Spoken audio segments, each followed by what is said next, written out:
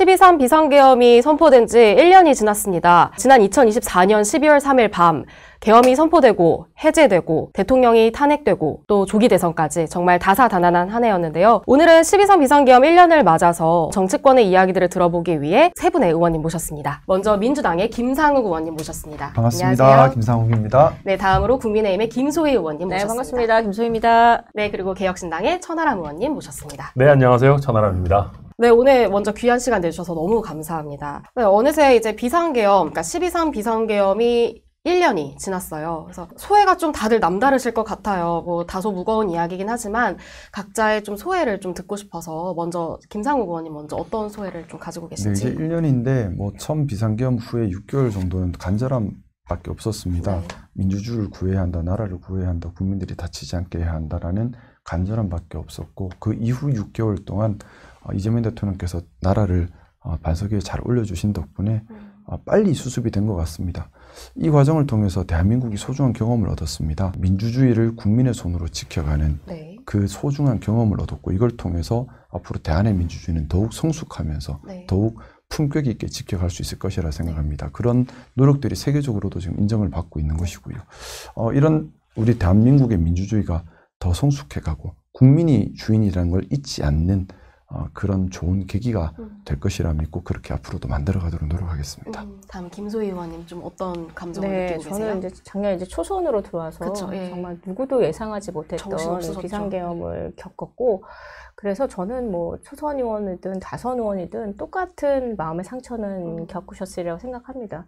그 마음의 상처를 봉합하는 과정으로 저희 당이 내홍을 계속 겪고 있는 거라고 저는 생각이 들고, 그리고 1년이 어느덧 지났는데 저희가 그래서 그 비상계엄을 하셨던 분 때문에 저희가 지금 어쨌든 대선에서 패배하고 국민들의 심판을 받았고, 그래서 이제 상대당으로 정권을 넘겨줬지만 상대당이 그 애초에 메시지처럼 진짜 대한민국을 만들어 가고 있는지에 대한 그런 시각들은 계속 보고 있고요. 네. 그런 부분들이 진짜 되고 있는지는 저희는 지금은 6개월이 지났지만 미지수입니다. 네. 반반이고요. 그래서 모든 정치인들이 다 똑같은 생각일 거예요. 뭐 우리가 좀 더 나은 나라를 만들기 위해서 그쵸. 정치를 하는 거니까 그런 과정에서 그렇게 잘 될 수 있도록 목소리를 내야지만 저희도 다시 우리 정당도 다시 우리 국민의힘도 다시 살아나지 않을까 그렇게 생각을 하고 있습니다. 그 천 대표님 예. 어떤 소회를 가지고 계십니까? 정말 탄핵은 지금 와서 봐도 정말 광인의 정말 광적인 행동이었던 것 같고요. 국민들도 그렇고 다 잘 또 나서 주시기도 했고, 대한민국의 민주주의 시스템이라는 게 그래도 잘 작동했습니다. 네. 우리가 뭐 헌법재판소도 자기 역할을 했고, 다 국회도 자기 역할을 했고, 그렇기 하기 때문에 대한민국 민주주의의 시스템을 우리가 또 잘 확인을 했고요. 남은 뭐 처벌 부분 이런 거 있지만 저는 우리 사법부를 믿습니다. 그래서 당연히 뭐 엄벌하고 적절하게 잘 처리할 거라고 믿고, 여기서 뭐 몇 가지 일반적으로 안 하는 얘기들 좀 하면, 우리가 윤석열이라고 하는 인물을 겪으면서 저는 국민들이 정치 초보 반짝 스타를 대통령으로 뽑는 일은 그만하셨으면 좋겠다. 트레이닝이 필요한 일입니다. 이것도 나름대로. 그리고 두 번째로는 대한민국의 민주주의가 잘 작동했기 때문에 이거를 함부로 흔드는 시도도 저는 안 했으면 좋겠다고 생각합니다.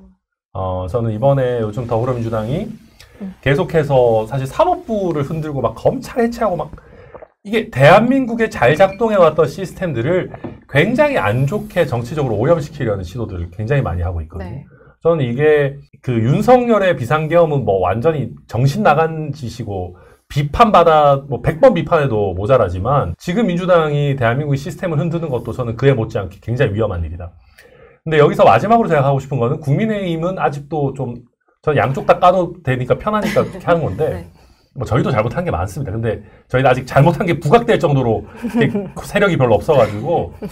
근데 국민의힘 같은 경우에는, 아니 저는 윤석열, 윤어겐 이런 거 다 떠나서 김소희 의원님 방금 말씀하신 것처럼 윤석열 때문에 이재명 대통령이 대통령 된 거예요. 제 생각이 그렇습니다. 그러니까요. 그럼 이재명 대통령을 그렇게 비판에 맞지 않는 국민의힘 입장에서는 윤석열 대통령이 이재명 대통령 도와준 것만 해도 절연해야 되는 거 아니에요? 맞습니다. 그렇게 또 평가하실 수도 있겠네요. 근데 이런 것도 아직까지 지금 비상계엄이 내일 모레면 1년인데 아직까지도 윤석열과 완전히 절연하지 못하고 있다는 게, 저는 이게 당위적인 걸 떠나서 정부 감각적으로도 이거는 저는 도저히 사실 잘 이해가 가진 않습니다. 제가 뭐 짧게만 말씀 올리면 예, 한 말씀 더. 네. 이재명 대통령께서 대통령 권한을 더 세게 또 여당의 권한을 더 세게 하려면 사실은 개혁을 할 필요가 없죠. 왜냐하면 지금 예를 들어 지금 제가 개혁하려고 하는 법원행정처 역시 대통령이 결국 대법원장 임명에 관여가 되고 대법원장이 들어오면 대법원장이 지명하는 대법관이 법원행정처장이 되고 법원행정처장이 개별 사건에 영향을 미칠 수 있을 만큼 법관들의 인사이동과 사건 배정에 관여를 하고 그러면 사실은 개혁을 안 하는 게 대통령 힘은 더 세죠. 하지만 지금 보면 민주당과 이재명 대통령은 스스로의 힘을 내려놓으면서 공정화시키려고 하는 겁니다. 그래서 저희가 지금 거의 한 달 정도 사법행정 정상화 TF에서 고민하고 있는 것도 어떻게 하면 대통령이나 대법원장이나 이런 사람들이 함부로 개별 사건에 개입 못하게 할 것인가가 핵심 테마였어요. 그래서 좀 그런 부분에 대해서는 이대로 가만히 있으면 대통령이 힘이 세지만 내 걸 내려놓고 제대로 하려고 하는 거예요. 거기에 대한 오해는 좀 없었으면 좋겠다는 바람에서 말씀드리면서 제가 그걸 하고 있어서. 네, 감사합니다. 저는 이제 상대당을 욕하지 말라고 해서 최대한 참고 있었는데 하나랑 의원께서 말씀을 주셔가지고 근데 이제 일련의 과정들을 보실 때 어쨌든 국민들이 판단을 하시겠죠. 저는 그쵸. 어쨌든 아까 말씀 주셨던 것처럼 저희가 선거에 졌기 때문에 지금 다수당이 아닌 소수 야당으로 남아있는 이 부분은 뼈아프게 생각을 하고 있고 결국 선거에서 이겨서 그 부분의 역할을 해야 된다는 걸 잘 알고 있기 때문에 네. 이기기 위해서 뭘 해야 되는지를 다시 한번 철저히 고민하고 반성하고 네. 나아가야겠죠. 12.3 비상계엄 1년, 이제 어느새 1년인데 세 분 말씀 주신 것처럼 뭐 상처도 많고 배움도 많았고 또 아직까지 맞아요. 청산되지 않은 문제들도 많이 남아 있어요. 그래서 국회가 이 모든 민주주의의 복원을 위해서 앞으로 더 힘써 주실 것을 제가 기대하고 한 사람의 국민으로서 기대하겠습니다. 12.3 비상계엄 1년을 맞이해서 정치권 이야기 듣기 위해 세 분의 의원님 모셨는데요. 세 의원님 다시 한번 출연 주셔서 감사합니다. 감사합니다. 감사합니다.